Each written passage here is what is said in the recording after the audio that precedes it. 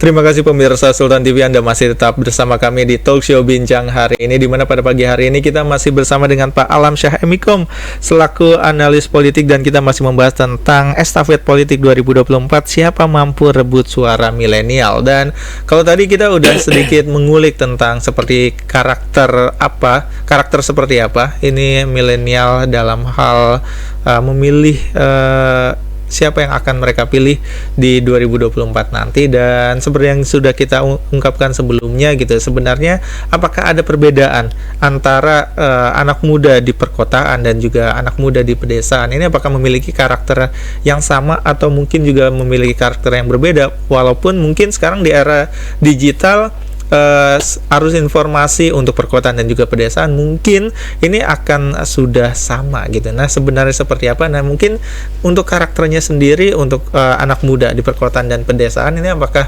masih memiliki perbedaan yang lumayan cukup signifikan?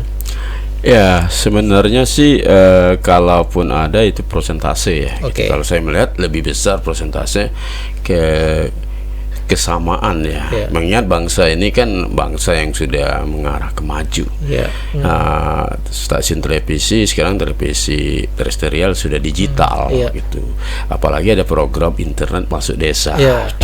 Nah, ini kan persoalan sebenarnya anak-anak muda itu sudah familiar ketika internet itu masuk, konditumnya internet masuk. Nah, ini kan mereka ya barang-barang gadget. Nah, itu saya rasa kalaupun masih ini, itu kan masih mungkin di pelosok-pelosok ya, gitu ya. Tidak menutup kemungkinan itu ya gitu. Nah, tinggal nanti ini budaya rakyatnya. Nah, gitu, karena mereka sudah masuk ke budaya populer sekarang. Gitu. Jadi budaya populer ini budaya yang mungkin lebih berkembang karena ya arus informasinya ini sudah sangat deras sekali gitu ya. Dan kalau kita melihat sosial media sekarang ini kan mungkin kontennya sekarang ini sudah mulai tercampur lah. Jadi banyak orang yang terkesan kayak ini memasukkan konten politik ke sosial media ini akan mungkin kalah dengan konten-konten hiburan. Ini sebenarnya seperti apa supaya bisa tetap konten politik ini masuk ke anak muda? Nah, ini ya, tapi saya optimis ya, ini kan baru 2022, tapi 2023, 2024 konten politik nanti akan ramai. Jadi kita nggak boleh pesimis juga. Nah, tinggal nanti sebelum gitu, marketing politik daripada kandidat-kandidat atau partai politik itu seperti apa gitu. Nah, ini satu ya. Kedua lagi, kita juga harus memahami ya, konvergensi media. Nah, ini kan karena kita tidak bisa juga terfokus kepada media arus atau media mainstream itu sendiri. Ya. Jadi masuknya media sosial, new media ini juga. Nah, ini akan menambah derasnya arus informasi. Nah, akhirnya terjadilah tadi sebelum itu model-model konten tadi ya, konten-konten media sosial bisa masuk ke media arus seperti nanti akan terjadi misalnya ketika berita itu masuk ke media sosial gitu, Facebook gitu, akan terjadi flaming, trolling gitu. Trolling itu kan memantik gitu ya. Nah, trolling itu nanti flaming itu terjadi perdebatan. Nah, bagaimana dengan politik? Nah, nanti saya agak khawatir juga ya karena 2019 lalu itu kan ada dua kubu ya yang menurut saya polarisasinya kencang banget gitu. Nah, ini juga bisa juga terjadi seperti itu. Nah, ini. Nah, tinggal sekarang ke para kandidat politik itu sendiri nanti seperti apa mereka strategi marketing politiknya. Nah, kalau untuk polarisasi tadi ini apakah anak muda ya sekarang ini masih mudah terjebak ke arah seperti itu? Kemungkinan besar karena ini hal yang baru bagi mereka ya gitu. Kemungkinan besar, kemudian sisi emosional mereka juga masih tinggi, jadi bisa saja mereka terjebak. Nah, sebenarnya apa yang perlu diperhatikan sama anak muda ini sendiri dan mungkin juga para politikus gitu ya, supaya memang tidak ada lagi polarisasi seperti yang terjadi di tahun 2019, karena ini dampaknya sangat berkelanjutan, bahkan sampai sekarang pun ini sangat terasa gitu. Saya sih tidak akan ini ya, saya akan lebih percaya kepada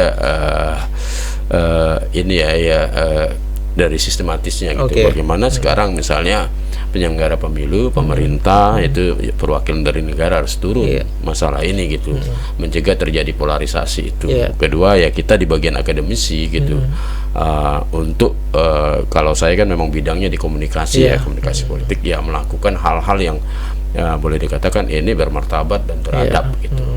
Seperti itu saya. Oke, dan mungkin kalau untuk menjaga emosional dari anak muda gitu supaya tidak mudah terpancing bahkan terjerumus ke dalam polarisasi ini, seperti apa cara mengelolanya sebenarnya? Ya mereka kan asik sebenarnya dengan dunia mereka sendiri Iya. gitu. Nah tinggal diarahkan saja kalau menurut saya sih gitu. Kalau kita bicara politik, Iya. ya tadi ada undang-undang ITE kan, Iya, nah benar. itu kan mereka juga harus dikasih rambu-rambu itu. Nah, benar. tinggal nanti ya para akademisi juga sebenarnya, saya kan kemarin selalu bilang kalian itu harus jadi pemilih yang terhormat. Iya. Nah, terhormat seperti apa? Itu yang rasional. Jangan gampang terjebak. Harus informasi itu hoax atau tidak, itu disaring dulu, difilter itu. Nah, itu pendekatan-pendekatan itu sebenarnya sih yang sangat diharapkan sekali. Gitu. Oke, karena mungkin banyak orang yang menganggap anak muda ini sudah sangat familiar dengan internet dan juga arus informasinya. Apakah masih banyak anak muda yang ibaratnya mudah terjebak dengan informasi, misinformasi atau mungkin juga hoax gitu? Ya, saat ini sih sebenarnya kalau kalangan untuk mahasiswa sih, saya percaya ya mereka sudah tidak gampang lagi terjebak itu. Yang dikhawatirkan ya, yang mungkin yang anak-anak muda yang tidak melanjutkan studinya di perguruan tinggi itu bisa saja itu terjebak gitu. Nah itu. Oke, jadi literasi tentang digitalnya ini mungkin masih minim untuk mungkin kalangan yang ibaratnya menengah ke bawah seperti itu ya. Nah itu ya, melek media tadi, literasi media itu ya kalau disampaikan, dilakukan kepada anak-anak muda baik secara informal ya gitu ya, kepada mahasiswa mungkin ya lebih paham mereka. Karena ada dosennya, akademisi di situ, jadi gampang sekali untuk memahami mana yang hoax, mana yang tidak gitu. Tapi kalau bagaimana mereka yang bekerja, ini kan begitu, mohon maaf, di perusahaan tapi tidak melanjutkan studinya, kuliahnya kan, mereka juga asik dengan dunianya gitu, kerja asik juga dengan internetnya. Nah ini juga akan menjadi tanda tanya kita juga sebenarnya itu. Oke, dan kalau di tahun 2019 ini banyak juga gitu ya politikus yang memanfaatkan mungkin influencer ini untuk bisa memberikan pengaruhnya terhadap anak muda yang ada di media sosial. Apakah di tahun 2024 ini juga masih memberikan efek yang sama? Pasti itu ya, pasti ini itu bagian daripada strategi ya untuk menjaring suara politik, terutama dalam hal ini kaula muda atau milenial. Pasti ini membutuhkan influencer. Tapi ingat ya, influencer yang saat ini bukan influencer yang ini. Saya membutuhkan sebenarnya influencer itu influencer yang nanti akan lahir, influencer yang benar-benar gitu. Dia memiliki pilihan anak muda, gitu loh. Jadi kalau yang saat ini belum tentu juga, gitu kan. Nah itu satu. Kedua, nanti juga akan ada buzzer ya. Nah buzzer ini kan tidak kelihatan sebenarnya ya gitu. Tapi terasa gitu. Nah ini juga menjadi permainan baru lagi untuk komunikasi politik, perseteruan politik ya. Menurut saya sih mudah-mudahan terhormat gitu, itu aja. Karena kalau berbicara buzzer sendiri, ini di tahun 2019 juga sangat dimanfaatkan untuk ibaratnya tidak hanya meramaikan dalam hal positif, tapi juga terkadang justru dianggapnya banyak informasi-informasi negatif yang disampaikan. Dan untuk anak muda sendiri gitu, untuk tidak terjerumus menjadi buzzer yang negatif, dan juga mungkin supaya anak muda tidak mudah terjerumus sama informasi dari buzzer-buzzer negatif, sebenarnya harus seperti apa? Itu tadi sering banyaknya sosialisasi ya, memberikan pencerahan-pencerahan kepada mahasiswa ataupun anak muda gitu, seperti itu. Tapi saya juga mengkhawatirkan juga mereka, karena masih bisa saja itu ya tadi ya, kalau dikatakan mereka yang masih apatis dengan politik, mereka masih memiliki tipikal perilaku politik yang swing voter gitu. Nah saya yakin mereka juga akan menjadi ini ya gitu, menggunakan suatu teori mute, teori diam, teori bungkam. Jadi dia diam saja baca gitu, tidak terlalu ini terjebak di situ. Kemudian nanti apakah mereka duduk turun ke, misalnya bukan duduk ya, hadir di TPS baru memberikan suara. Nah ini juga ada juga tipikal itu. Dan sepertinya tipikal mungkin juga pemilih yang mute tadi ini lumayan cukup banyak gitu ya, sehingga memang lumayan sulit untuk dideteksi gitu, bahkan oleh mungkin survei gitu, dan juga mungkin para politikus untuk melihat pemilih-pemilih yang mute ini sebenarnya karakter mereka ini seperti apa, sehingga mereka ini kesannya lebih menyimpan pilihan mereka sampai hari terakhir gitu, sehingga tidak memunculkan seperti apa pilihan mereka. Ini sebenarnya sudah mulai, mereka itu sudah pemilih yang sudah cerdas ya, sebenarnya gitu ya. Mereka tidak mau terjebak dalam perseteruan di ruang media, ruang publik itu ya, media sosial itu sendiri. Jadi tipikal mereka, kalau saya melihat mereka sudah pemilih yang cerdas gitu. Kita tunggu saja nanti kata di TPS kan gitu, biasanya seperti itu. Nah ini yang perlu dipahami. Jadi kalau saya boleh ini mengungkapkan, mereka, saya yakin mereka juga nggak mau terjebak tadi dengan buzzer, misalnya informasi yang berseliweran gitu. Nah mereka ya orang kritis sebenarnya gitu ya.